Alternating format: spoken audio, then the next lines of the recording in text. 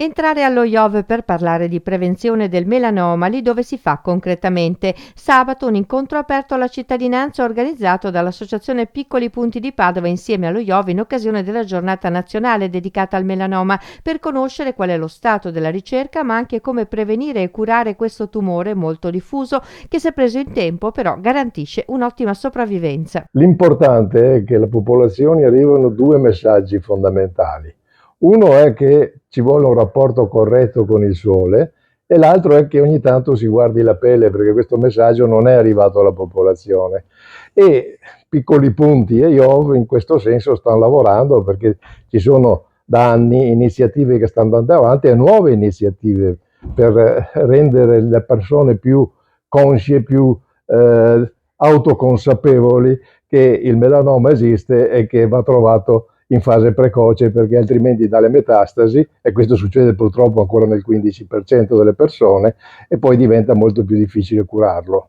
Bastano 15-20 minuti di esposizione al sole ogni giorno, ovviamente, per avere un buon rapporto con lui e fare in modo che i suoi effetti benefici poi ci portino a quelle vantaggi che è appunto avere il sole come amico. Se invece stiamo troppo al sole, stiamo nelle ore centrali della giornata al sole, non ci proteggiamo dal sole, ma soprattutto se abbiamo una pelle che si protegge poco, come succede a molte persone di questa regione, allora in quel caso il rischio di tumore cutaneo e di melanoma aumenta molto. Bisogna quindi iniziare da piccoli a proteggersi. Esattamente, infatti la Piccoli Punti, uno dei progetti fondamentali della Piccoli Punti è proprio andare nelle scuole a insegnare sia ai bambini sia ovviamente ai genitori queste regole di corretta esposizione al sole. Esiste la mappatura che si può fare dei nei, a chi è consigliata?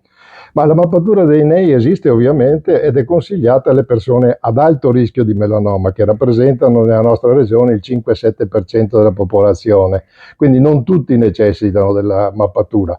Uno dei progetti che verrà illustrato proprio sabato è quello di un prototipo di una macchina che riesce ad aiutare il dermatologo sia nella fotografia diciamo istantanea in 3 dimensioni dei nei che è sul suo corpo, sia come aiuto alla diagnosi in modo tale da velocizzare il processo e di renderlo anche più efficiente. Nella nostra osservazione a cosa dobbiamo stare attenti invece?